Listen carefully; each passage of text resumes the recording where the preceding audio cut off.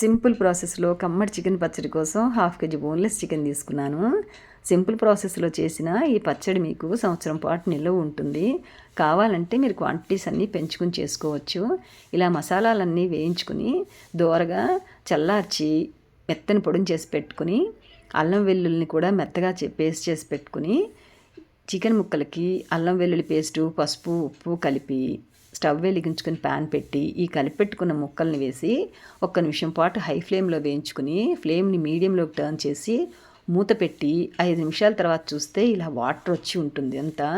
ఇంకొక 10 నిమిషాలు వేయించుకుంటే ఇలా ముక్కంతా డ్రై అయిపోతుంది. అప్పుడు ఆయిల్ యాడ్ చేసి ముక్కని ఎర్రగా వేయించుకుని స్టవ్ ఆపేసి ఉప్పు, కారము, పొడి మసాలా వేసుకుని కలిపి, ఉప్పు కారం మీరు ఒకసారి చూసుకోవచ్చు మళ్ళీ ఇప్పుడే.